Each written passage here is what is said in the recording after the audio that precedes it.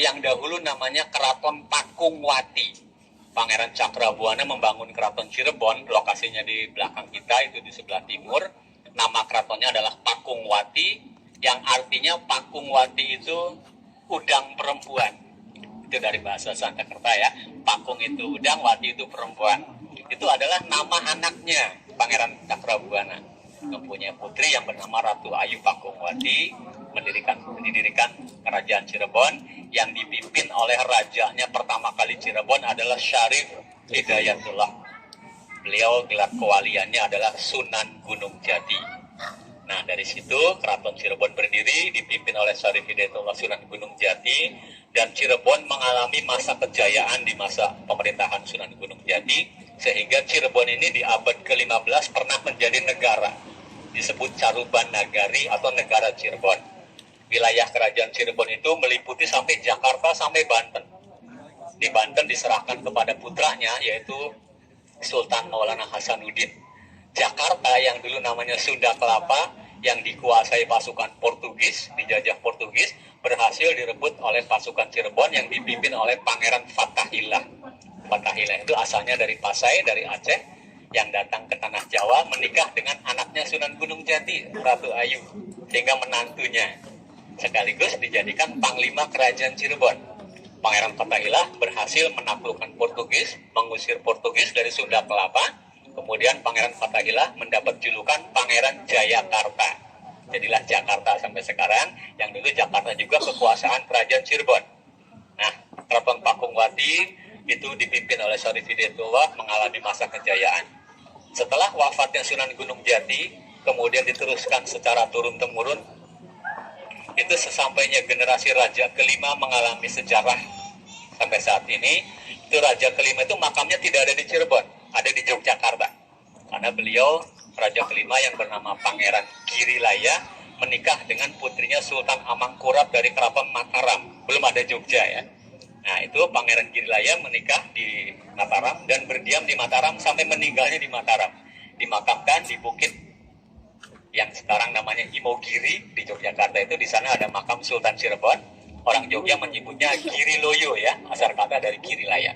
Nah, setelah wafatnya Raja kelima Pangeran Girilaya, terjadilah sejarah datangnya penjajah Belanda. Maka putra-putra dari Panembahan Girilaya itu kakak beradik terhasut oleh Belanda, sehingga pecah di Cirebon menjadi ada dua keraton, dua sultan, Kasepuhan dan Kanoman. Nah, kita ada di Keraton Kasepuhan. Keraton Kanoman ada kurang lebih 1 kilometer dari sini ya. Kasepuhan dari kata sepuh artinya tua, kakaknya. Kanoman dari kata nom, nom itu muda, adiknya ya.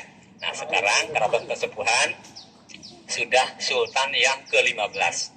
Tadi Pangeran Gumelar selaku patih adalah adik dari Sultan ke-14 Pangeran Arif Nadadiningrat.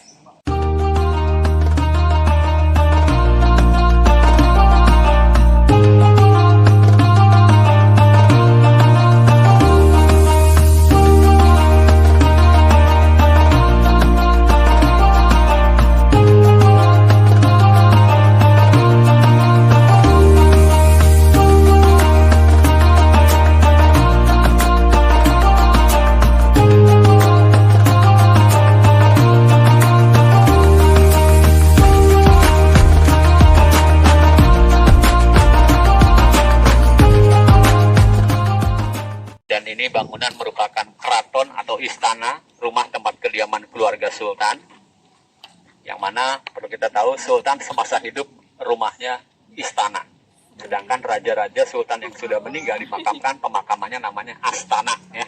Nah, Astana Cirebon itu di Gunung Jati di sana. Nah, ini rumah raja Keraton Kasepuhan Cirebon, yang bentuknya pun yang saya sudah survei ke beberapa keraton Cirebon itu paling unik. Ada perpaduan dari beberapa kultur ya. Kita lihat dindingnya itu banyak dihiasi dengan porselen keramik-keramik yang didapat dari Cina, dari Tiongkok.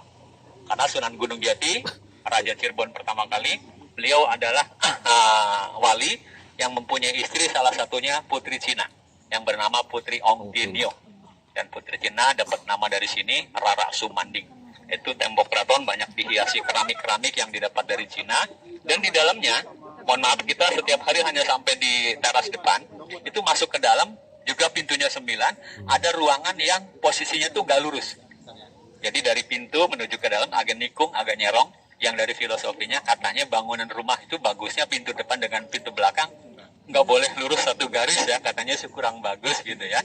Dari segi filosofi katanya kalau rumah pintu depan belakang itu lurus tuh rezeki itu lewat aja, nggak bisa nyimpen gitu ya. Nggak punya duit hawanya pengennya dibelanjain aja gitu.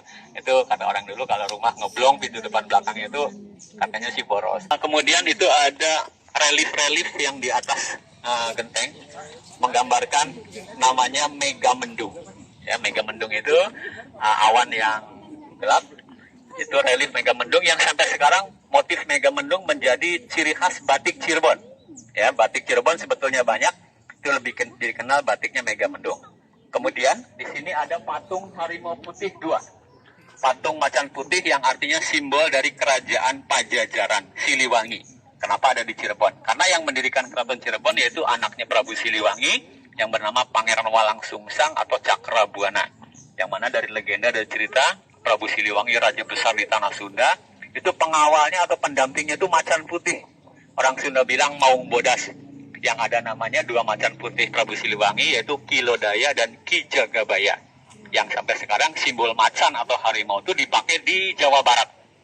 Ya, tanah Jawa Barat ini logonya itu macan, seperti ada di kepolisian, di tentara dan sebagainya, itu menggunakan logonya itu macan atau harimau.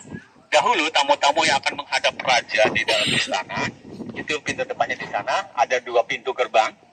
Tamu yang mau masuk itu diperiksa. Nah, ini gerbang yang warna putih, itu namanya cukup ekstrim, namanya gerbang gledegan.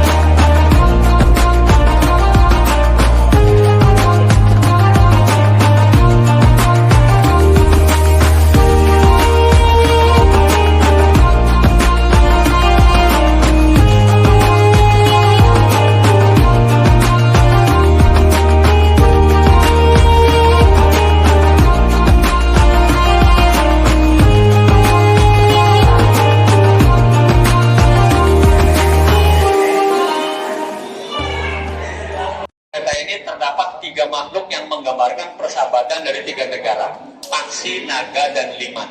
Paksi artinya sayap buruk, menandakan persahabatan dengan negara Timur Tengah. Kepalanya bentuknya liong atau naga, menggambarkan persahabatan dengan negara Cina. Kemudian ada belalai gajah di atasnya yang memegang senjata Trisula, artinya gajah itu persahabatan dengan negara India, Cina, dan Timur Tengah. Dahulu kereta ini apabila dijalankan, ditariknya dengan menggunakan 4 ekor kebo bule, kebo yang bule gitu ya. Nah, sekarang kebo bule sudah tidak ada di Cirebon, jadi ini sudah tidak dipakai lagi. Terakhir digunakan tahun 1942, kereta ini sudah masuk museum, sudah tidak dipakai. Karena tahun 1942 itu akhir masa kerajaan. Tahun 1945 sudah terbentuk negara Republik Indonesia, sudah presiden, bukan raja lagi ya. Nah, ini Pangeran Losari mendesain kereta ini.